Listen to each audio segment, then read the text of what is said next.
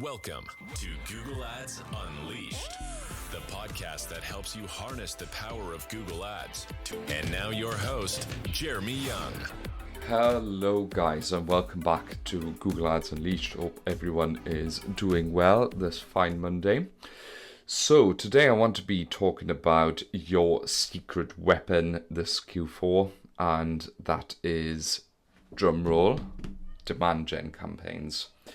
How do we build them? What are they? And why are they so good this Q4? And what do you need to run them optimally? I'm pretty sure I've done an episode about them already, but I think the timeliness of this calls for a recap on demand gen. So what are demand gen campaigns? First of all, demand gen is a campaign type, a push campaign type on in Google's campaign inventory. Or of course you probably are familiar, hopefully, with PMax, with search, with maybe display, with YouTube ads. And demand gen is just another campaign type, and specifically what it does. Used to be called discovery, so that is what it was labeled many moons ago. Now it is a campaign type that comprises image and feed only, so your product feed, Merchant Center product feed only, and or video ads, right, which are propagated through YouTube, the Discovery Network, and Gmail. Specifically, what they are, there are three sort of types of ads which you can run on the demand gen sort of spectrum. It's products only ad, so that means you literally select your product feed from Merchant Center and run maybe ads to a subset of products. Think of it like a dynamic product ad on Facebook. You've seen these before, when you literally just have a carousel of the actual images showing, right? So that's one way of using them.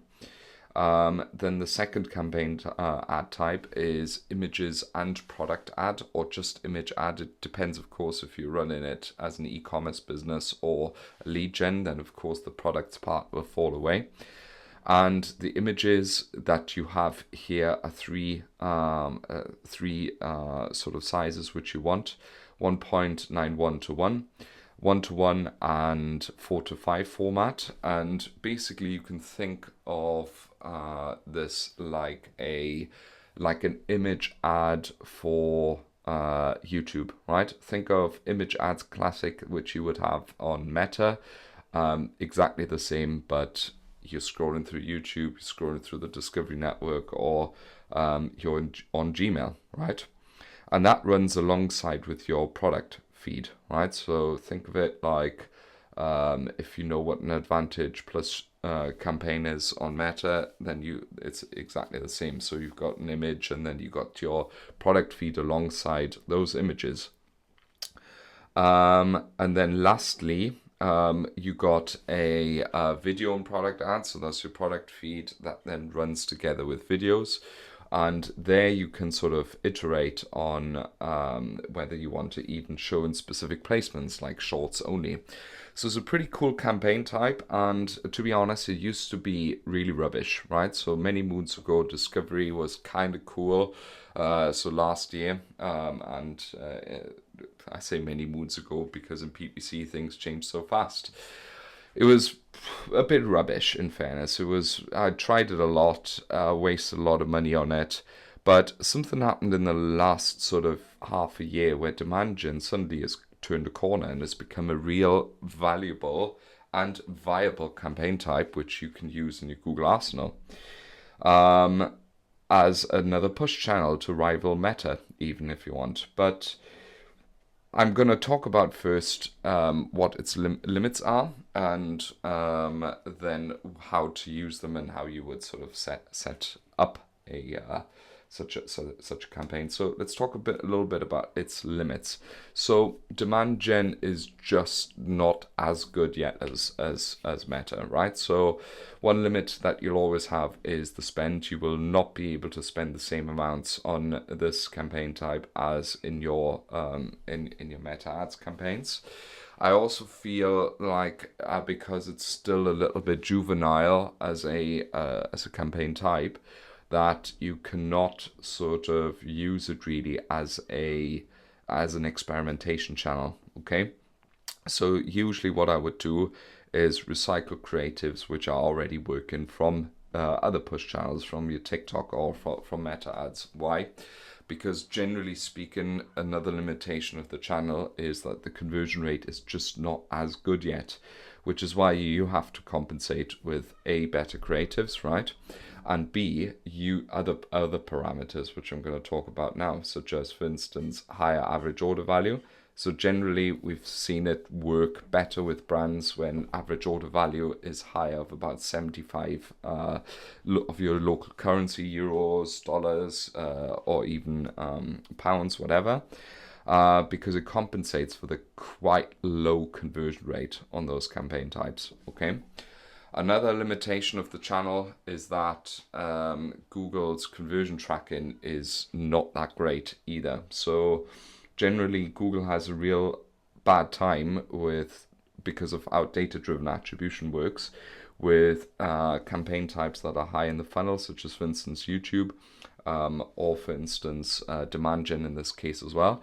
In my YouTube episode, for instance, I've even sort of said that you will need, for instance, post-purchase survey data to validate how good YouTube really works. With demand gen, it's relatively similar. You will probably want to have some form of third-party attribution system to validate the actual efficacy of demand gen, because we see it being still such a hit and miss with so many of our clients.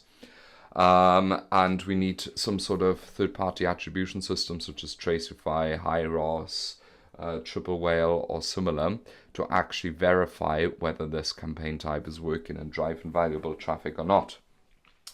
Then another limitation of it is it's not really for low spends, right? So generally from sort of 20 to 30,000 onwards is when you can use this campaign type and really see an effect. You can still give it a try and be generous with the budgets, so it doesn't work on small budgets. But I can't promise that it's going to work for you if you're only spending a few thousand a month, to be honest with you. So that's its limitations. It's not as good as Meta yet in terms of targeting, in terms of performance, and you just can't spend so much on it. You still have, it works with higher budgets better. You need some form of third-party attribution system just because of how Google's own attribution works. And you generally need a higher average order value for it to work as well. But when you've got all these things, how do you actually build the campaign? So we actually do it relatively straightforward. We run the campaign as we normally would, set anything up, with in terms of location, etc., etc. And generally what we do is create one ad group with an already established audience. So chances are that you're very likely already running PMax, okay? So you can just recycle an audience which you've built for PMax in terms of targeting, right? So that's usually how we go about it. And then within one ad set, we actually test all ads against each other, all of the various ad types. So products only is a very good one to start with if you don't really have anything to go off, simply because a DPA can work well, so dynamic product ad. This works particularly well if you have very visually appealing products. For instance, a products only ad has worked really well with our print on demand clients, just because their products, of course, are visually extremely appealing. Okay. Then we use image and product ads. Usually we do one ad per angle that we want to test. Let's say we have USP 1 angle that we want to test, USP 2 angle we want to test, and we would create two different ads but still put them into the same ad set, into the same ad group. We would use probably quite a few images, so you can use just maybe one or two images and then the 4:5, 1:1, and 1.9, 1:1 formats of them. but I'm happy as well to just use several images and let Google decide which one's the best off that angle, okay? And then maybe we'd have another third ad, images and product for sale angle, for instance. So depending on the angle, then I would make one ad for that. Over time, you will maybe realize that potentially your image and product ad might be doing better but not getting as much spend. The solution there is then to put it into your own campaign. So how it works, if you want to talk in meta terms, is the campaign is like a CBO. So on the account, on the campaign level, that's where you actually set the daily budgets, and then you can push Google to, of course, spend more on a certain ad type. Then the third one is a video and products ad. There we test basically YouTube videos. Shorts works really well here. So I advise to anyone to just recycle your best story format ads from YouTube and Instagram, from Meta and TikTok, and that works a treat, okay?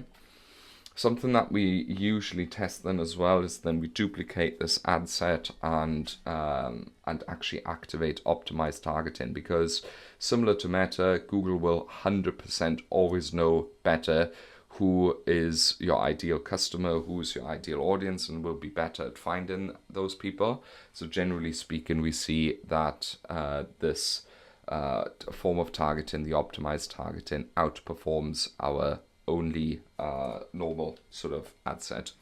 If for any reason you're concerned about that Google may not find the right people, I would exclude maybe your existing customers from the ads as well, so it doesn't just go for the low-hanging fruit. And you can also tell optimized targeting to respect your gender and age criteria. So let's say, for instance, you really just want to target women, then optimized targeting will still work, but do that for women only, okay? So it's a pretty cool campaign type. In terms of ads, maybe one last tip. Make them really visually appealing. Don't be afraid of adding text to your images. It works really well. And yeah, just recycle what works best on other channels, really. So yeah, this is your wonder weapon. This is how we build them. We've got them in use for almost all of our clients now in Q4. And I really think that it's going to be a big hitter for Black Friday for many brands this Q4. And if you want more tips like that, then give this podcast a follow. Give me a follow on LinkedIn, Jeremy Young Google Ads. You can always, of course, write in as well to jeremy@younganddigital.marketing, or just book a one-to-one session with me via our website. This has been Jeremy Young, your dedicated Google Ads expert, and hopefully these have been valuable tips, and I'll see you in the next episode. Bye-bye. Thank you for listening to Google Ads Unleashed. Be sure to subscribe wherever you heard this podcast so you never miss a future episode. If you found value in today's podcast, please share it with others and leave a rating and a review. For more information or to connect with Jeremy, check him out online at www.younganddigital.marketing. Thanks again for tuning in, and we'll see you next time.